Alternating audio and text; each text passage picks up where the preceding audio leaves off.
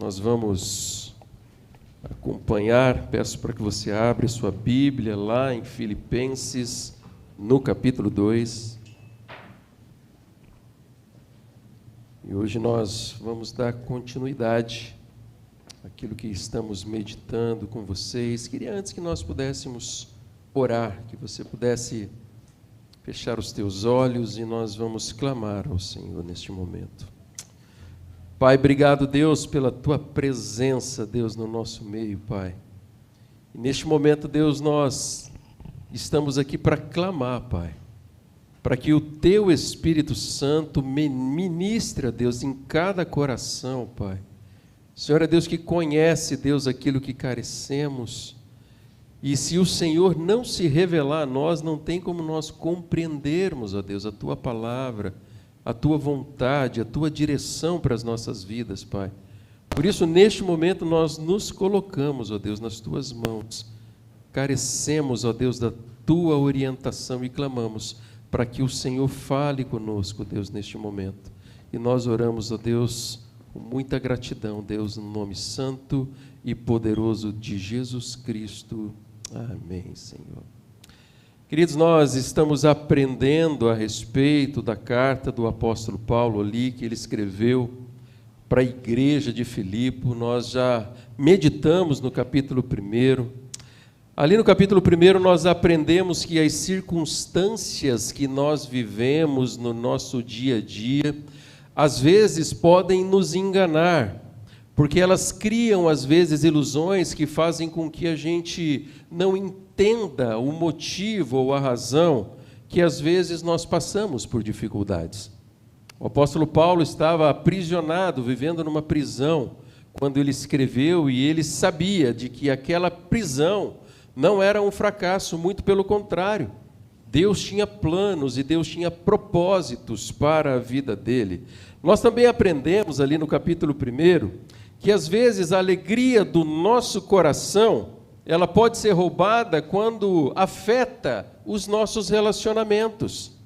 Quando nós enfrentamos, às vezes, levantes de pessoas que confiamos, que amamos, que às vezes estão ao nosso redor, e a ilusão da frustração com as pessoas podem roubar a alegria do nosso coração. Na última semana, nós aprendemos duas áreas importantes, de que quando nós temos o nosso coração, Cristo como centro do nosso coração, a nossa mente ela é moldada por Cristo e não pela lógica deste mundo. O nosso jeito de viver e a nossa forma de pensar, ela é baseada naquilo que Cristo ele tem nos ensinado. E nós também aprendemos que quando Cristo ocupa o centro da nossa vida, o ego ele perde espaço. E nós começamos a olhar os outros como superiores a nós. Ou nós começamos a olhar o outro como aqueles que estão ao nosso redor, porque Deus foi quem os colocou. E o nosso olhar para com as pessoas acabam por mudar, porque Cristo ele é o centro do nosso coração. Mas Paulo ele sabia que a vida cristã ela não só acontecia apenas no campo das ideias e dos relacionamentos, mas existia ainda uma outra dimensão, que é a dimensão da caminhada com Deus, e de uma entrega total e completa das nossas vidas nas mãos do Senhor. E eu queria convidar você a acompanhar a leitura de Filipenses, capítulo 2, a partir do versículo 12, nós vamos ler. E o texto vai dizer assim: Meus amados, como vocês sempre obedeceram, não só na minha presença, porém muito mais agora na minha ausência, desenvolvam a sua salvação com temor e tremor, porque Deus é quem efetua em vocês tanto o querer como o realizar segundo a sua boa vontade. Façam tudo sem murmurações, sem discussões, para que sejam irrepreensíveis e puros, filhos de Deus inculpáveis no meio de uma geração pervertida e corrupta, na qual vocês brilhem como luzeiros no meio de uma geração, que vocês como luzeiros no mundo, preservando a palavra da vida. Assim, no dia de Cristo, poderei me gloriar de que não corri em vão e nem me esforcei inutilmente. Entretanto, mesmo que eu seja oferecido como libação sobre o sacrifício e serviço da fé que vocês têm, eu fico contente e me alegro com todos vocês. E assim também, vocês, pela mesma razão, fiquem contentes e se alegrem comigo. Deus abençoe a leitura desse trecho da palavra.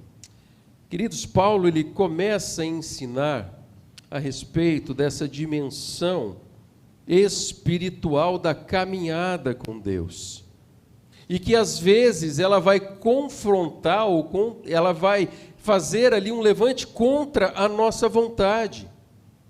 E são nessas situações que muitas vezes vão começar a acontecer algumas lutas e batalhas no mais profundo da nossa alma. Às vezes nós podemos compreender a verdade, nós podemos conhecer até mesmo o valor da humildade, mas mesmo assim nós somos capazes de resistir em alguns momentos da nossa vida a obedecermos fielmente e integralmente ao Senhor.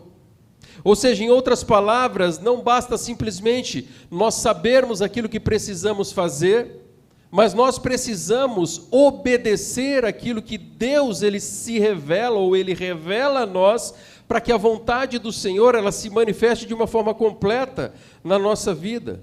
Por isso que Paulo, ao conduzir aquelas pessoas a essa realidade essencial da fé cristã, ele vai permitir e nos ensinar que Deus ele precisa governar a nossa vontade.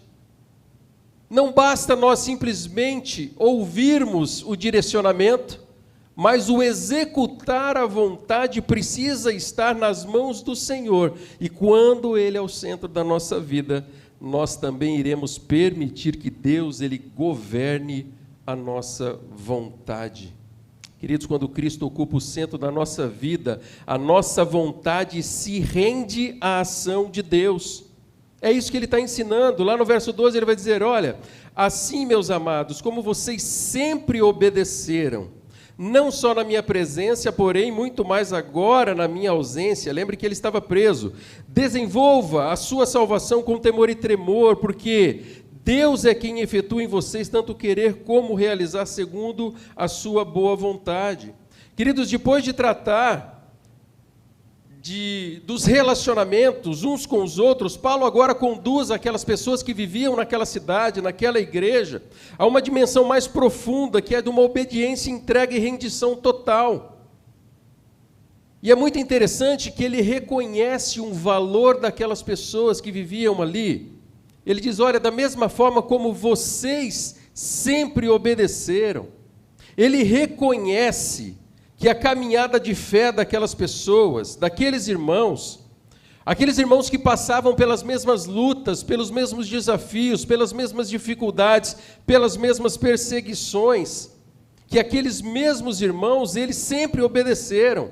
Ou seja, o jeito de viver daquelas pessoas demonstrava uma obediência fiel ao Senhor.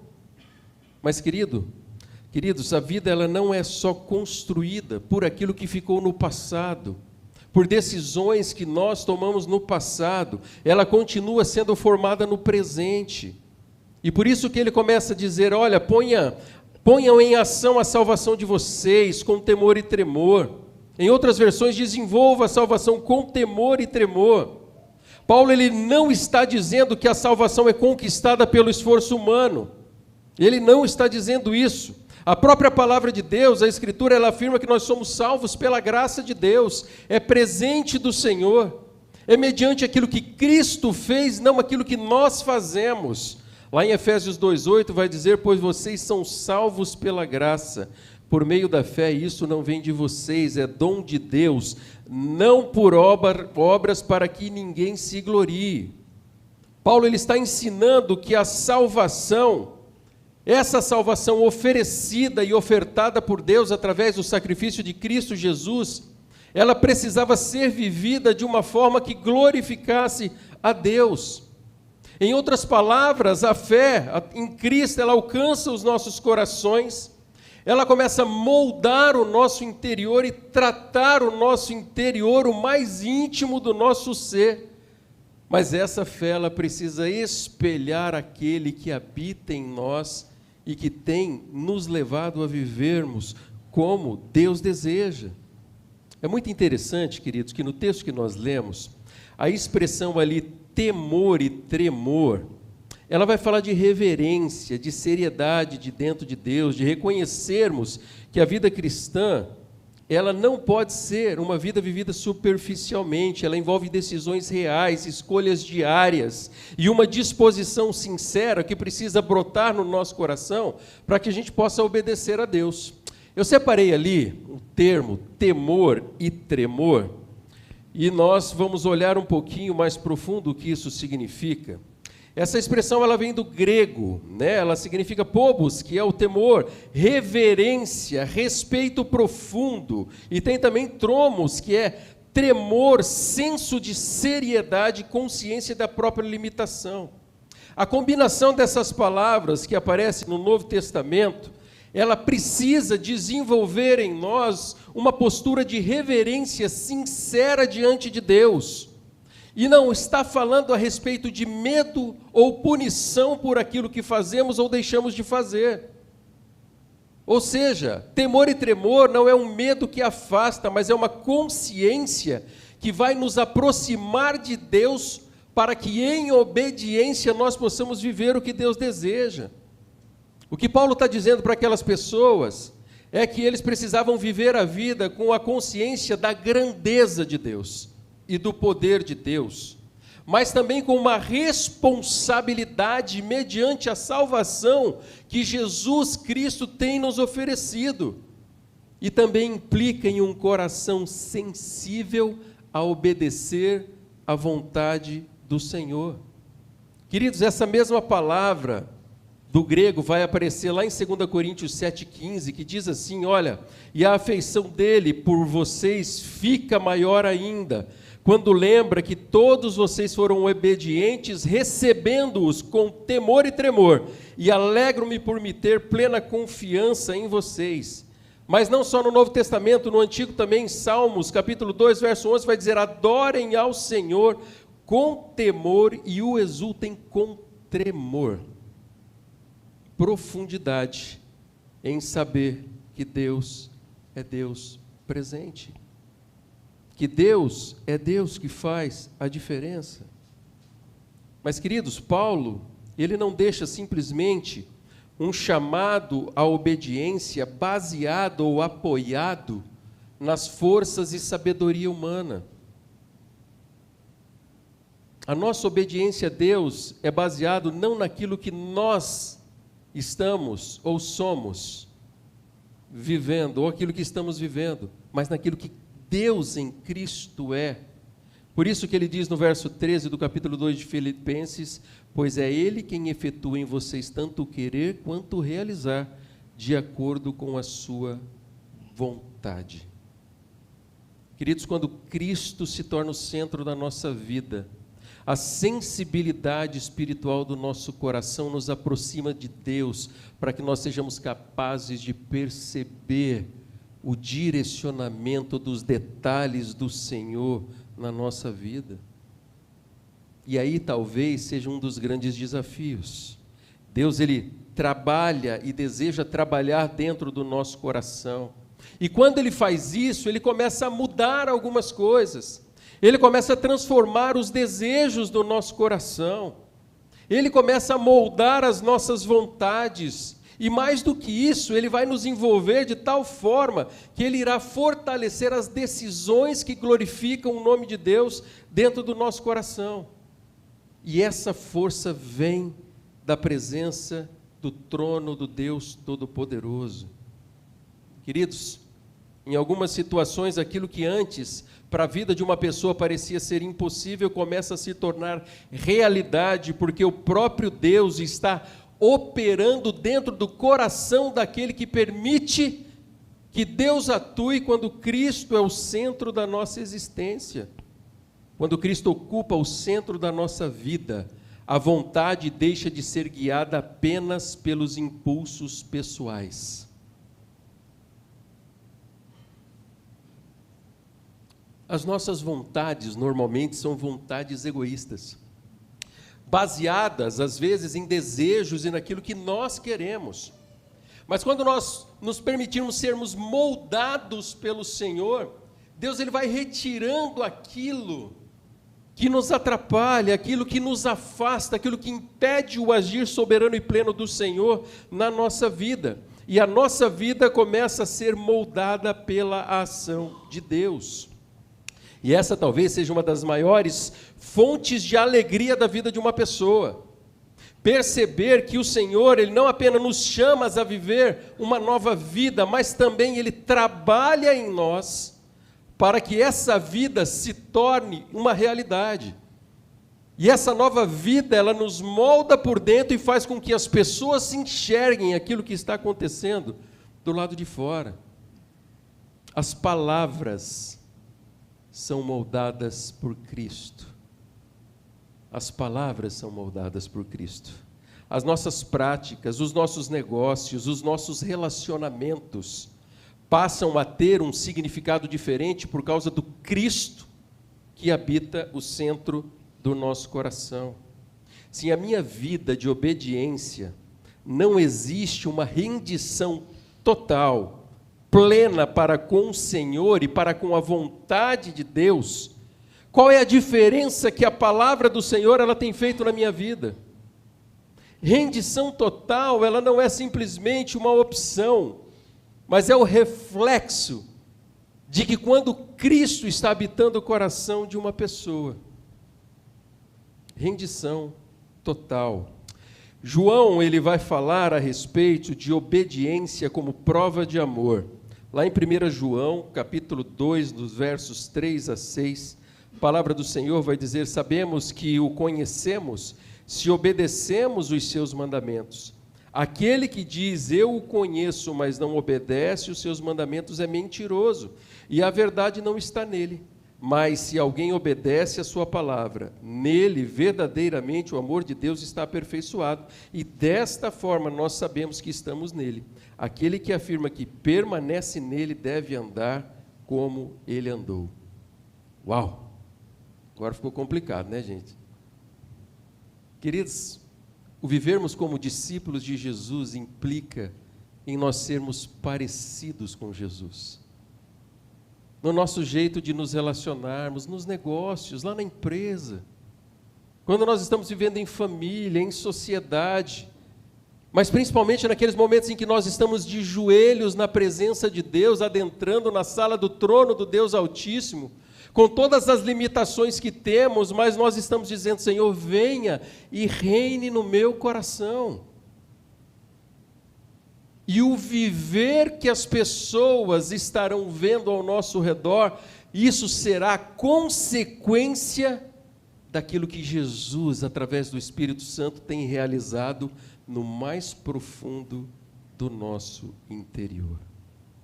Queridos, quais áreas da sua vida ainda resistem à vontade de Deus? Você já parou para pensar nisso?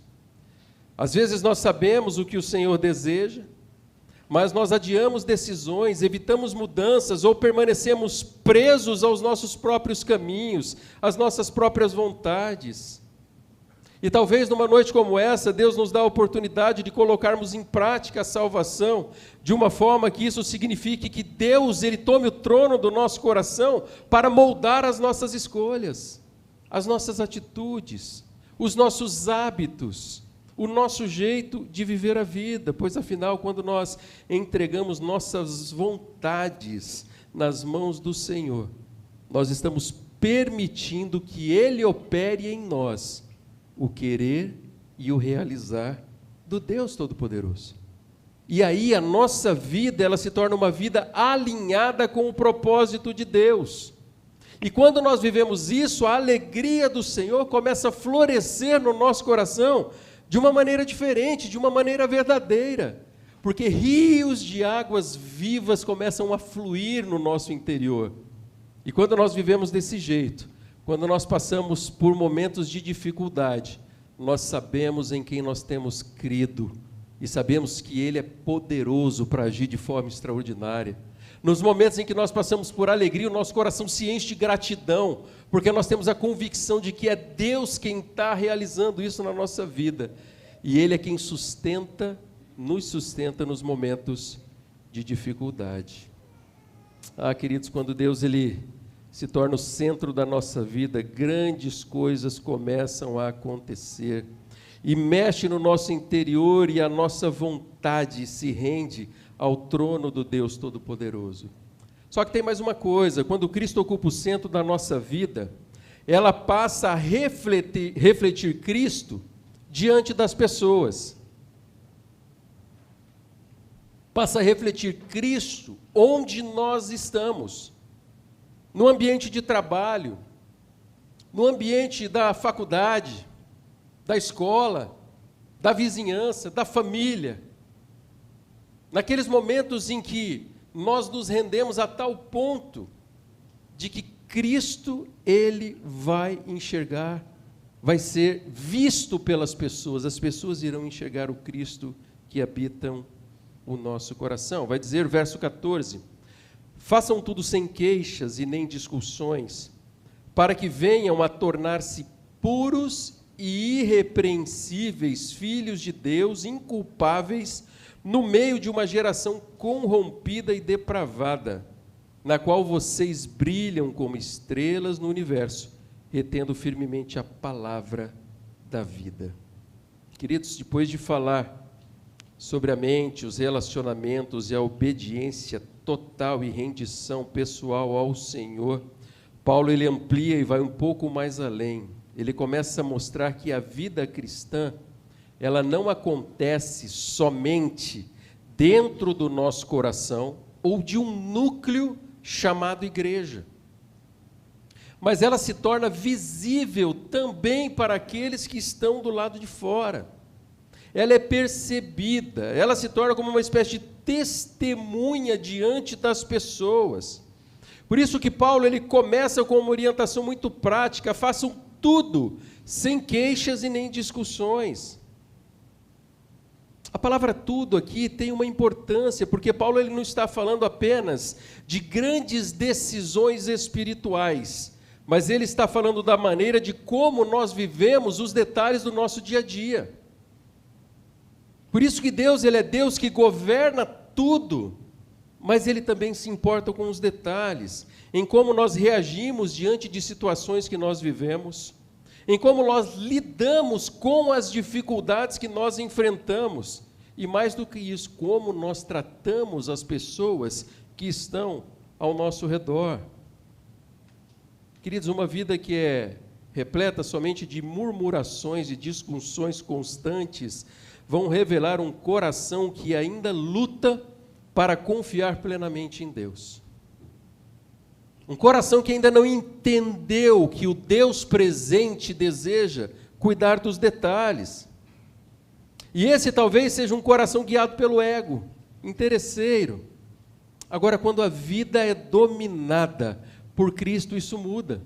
Não vai ser mais a reclamação, não vai ser mais aquilo que são os ladrões da nossa alegria. Por isso que Paulo ele vai ensinar e ele vai dizer para aqueles discípulos que eles deveriam viver de maneira pura e irrepreensível no meio de uma geração marcada por valores distorcidos. Cá entre nós, não parece que Paulo está escrevendo para os dias de hoje, quando ele fala a respeito disso? Queridos, o mundo em que nós vivemos, ele está completamente distorcido. Aquilo que é certo se torna errado, aquilo que é errado se torna certo. E são valores que às vezes são colocados na nossa vida, ditados por aquilo que o mundo diz, e não por aquilo que o Senhor, Ele traz para as nossas vidas. O mundo ao redor, muitas vezes, vive sem direção espiritual, ele vive sem esperança e sem referência da verdade. E por isso que aqueles que conhecem ao Senhor se tornam uma referência no meio dessa geração. É por isso que Paulo está escrevendo: olha, que vocês brilhem como estrelas no universo. As estrelas, elas brilham por si só. Da mesma forma que nós, como discípulos de Jesus, precisamos brilhar o Jesus que habita o nosso coração. Porque Jesus se faz presente. Da mesma forma como Cristo ocupa o coração e o centro das nossas vidas, Ele começa a se manifestar através de nós, através das mudanças que acontecem, através do nosso jeito de viver e o nosso jeito de agir.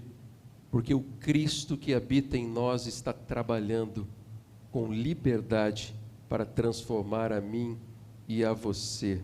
E Paulo ele completa dizendo, retendo firmemente a palavra da vida.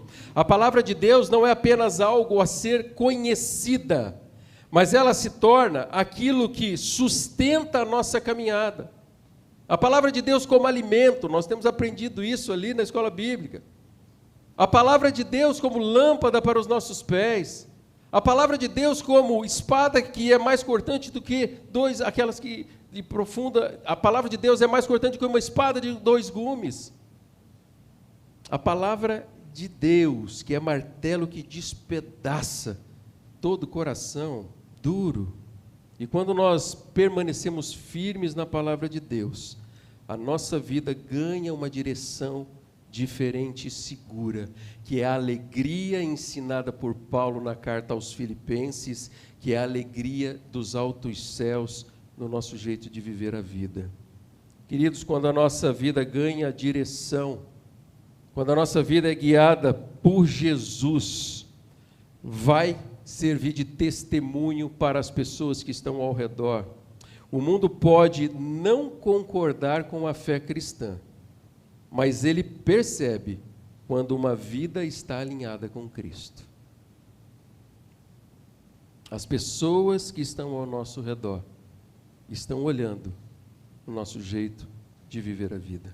O Zé conta, numa das mensagens dele, de que uma vez ele estava numa festa da empresa e teve uma pessoa que chegou para ele e falou assim, você é crente?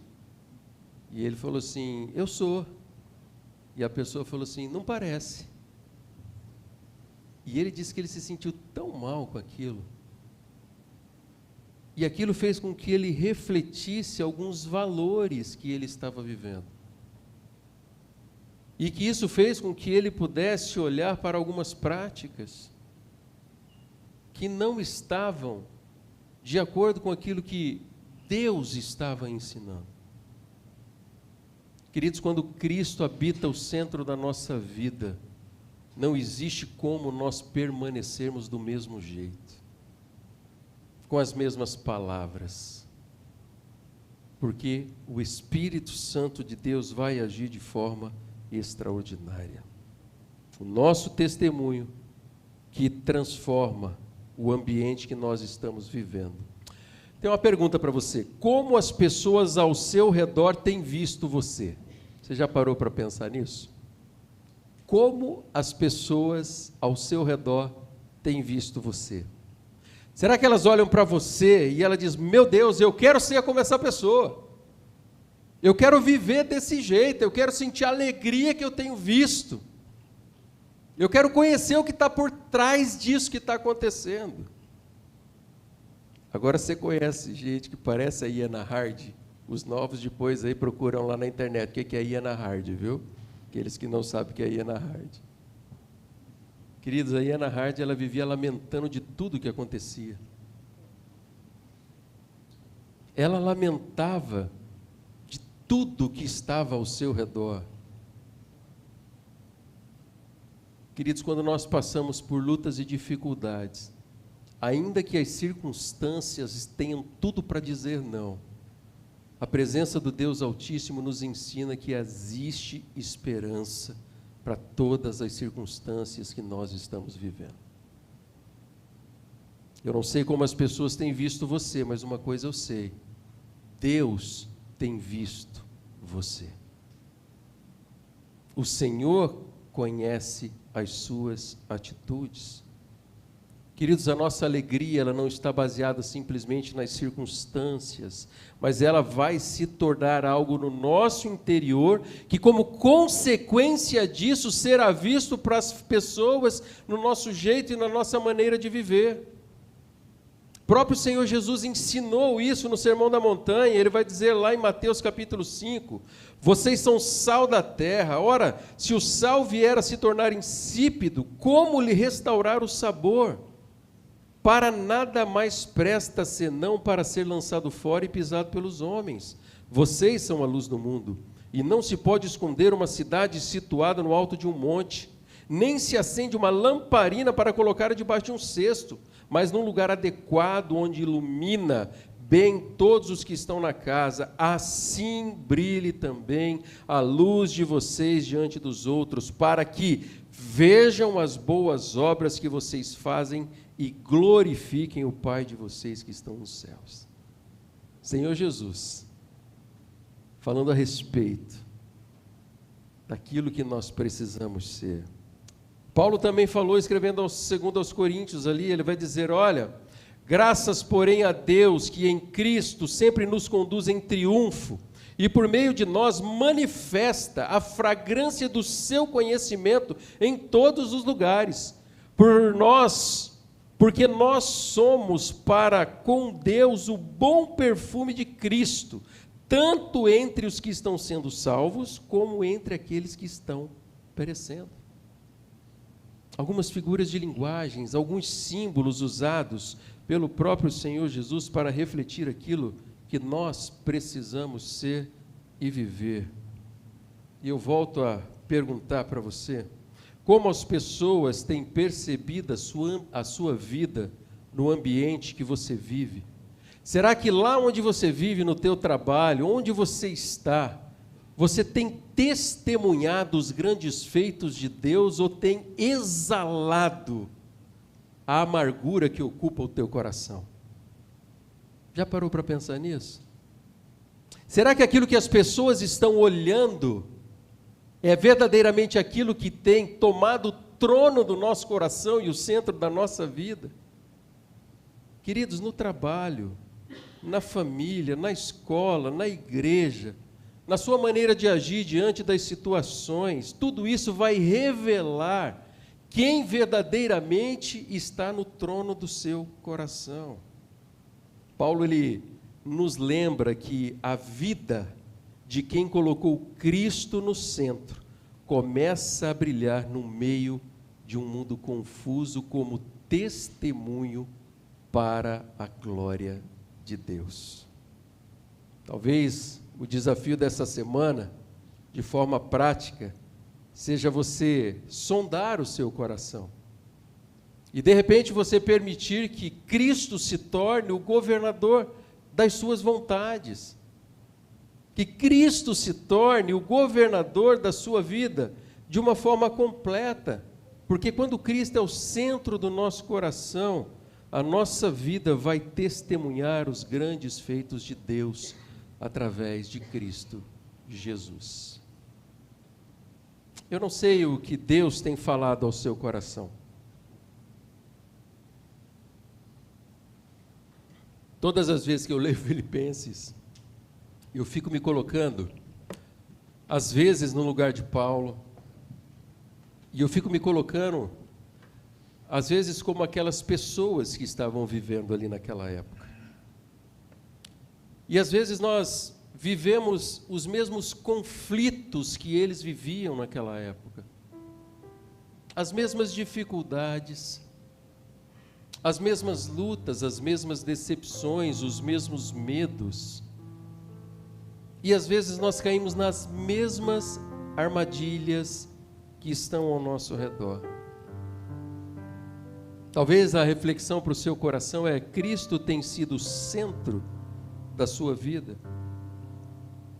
Será que a sua mente tem sido moldada por Ele? Será que os seus relacionamentos têm refletido a humildade que a presença de Deus traz no coração? Será que aquilo que você deseja, as suas vontades, elas têm se rendido à ação de Deus? Será que a sua vida tem sido um luzeiro abençoador para as pessoas que estão ao seu redor? Queria que você fechasse teus olhos agora. e que você tivesse um tempo só seu e Deus.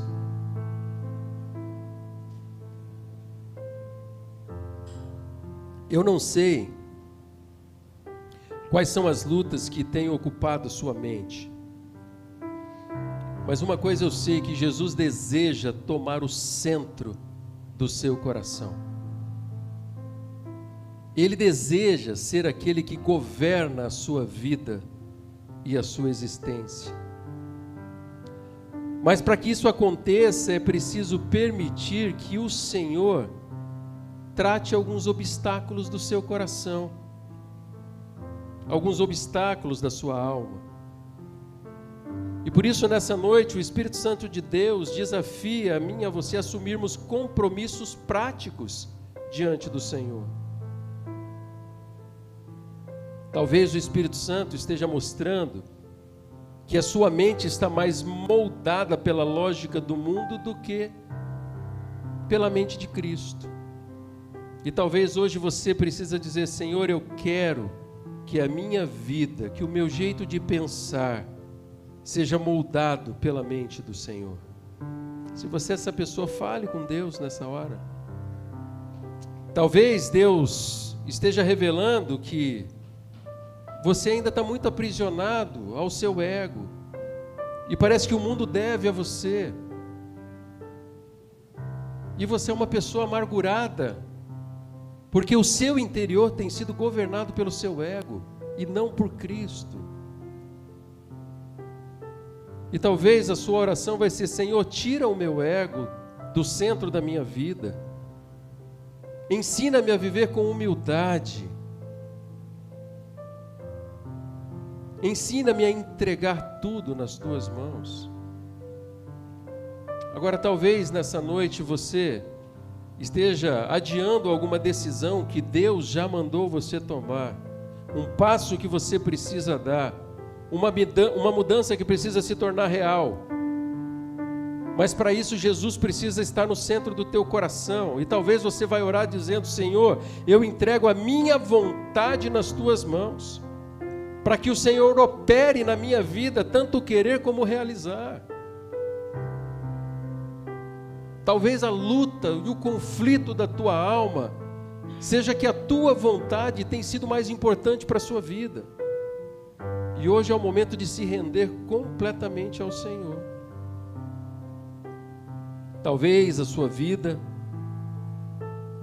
esteja mais moldada por murmuração, cansaço e desânimo, e as suas forças estão chegando ao fim. Mas hoje o Senhor é aquele que é capaz de renovar as suas forças, e para isso você vai dizer: Senhor, eu quero viver uma vida em que eu possa refletir a tua presença onde eu estiver. Renove as minhas forças, Deus. Fale: Deus, ocupe o centro da minha vida, para que eu possa viver plenamente aquilo que o Senhor deseja. Deus tem falado com você de alguma forma? Continue de olho fechado. Se Deus tem falado de alguma forma, eu quero desafiar você a assumir um compromisso público com Jesus. E eu queria convidar você a ficar de pé. E com esse gesto você vai dizer: Deus, eu estou assumindo um compromisso com o Senhor. Amém. E esse compromisso vai refletir aquilo que o Senhor deseja para a minha vida. Deus seja louvado. O meu compromisso vai refletir o meu desejo de viver em obediência, rendição completa diante do Senhor. Deus seja louvado. Tem mais alguém aqui que precisa assumir um compromisso? Continue de olhos fechados, por favor. Diga: ó Jesus, ocupa novamente o centro da minha vida. Talvez em algum momento da história Jesus parou de ser a sua prioridade, e hoje o Senhor deseja restaurar os laços que um dia ficou para trás. Vamos orar, queridos. Feche os olhos. Pai, obrigado, a Deus, porque o Teu Espírito, ó Deus, fala conosco, através da Tua palavra revelada, Pai. Deus, eu oro por cada pessoa que neste momento tem assumido um compromisso com o Senhor, ó Pai. Porque o Senhor tem falado e ministrado aos corações, Pai. E nós clamamos para que o Senhor, ó Deus, realize, Deus, tudo aquilo que o Senhor tem preparado para os Teus filhos, Deus. Renove as forças, ó Deus. Traga, Deus, com que as Suas vontades, ó Deus, com que as circunstâncias possam servir ao Senhor, para a glória do Senhor através da nossa vida, Pai. Deus, o Senhor os conhece pelo nome, Pai. E eu oro para que em nome de Jesus Cristo, Deus, o Teu Espírito faça frutificar, ó Deus, o toque do Espírito Santo sobre cada coração, Deus. E que a começar em nós possamos viver plenamente uma vida de rendição completa e total, para que a Tua vontade, Deus, seja a única a ser manifesta, Deus, na nossa vida e através da nossa vida, Paizinho. Deus, obrigado, Pai. Obrigado porque o Senhor é Deus presente. Obrigado porque o Senhor é Deus que fala, Deus. E obrigado porque é o Senhor que deseja que a Tua vontade seja realizada na nossa vida, Pai. Obrigado, Deus, pela Tua presença e pelo Teu direcionamento. Nós oramos gratos e oramos no nome santo e no nome poderoso do nosso Senhor Jesus Cristo. Amém.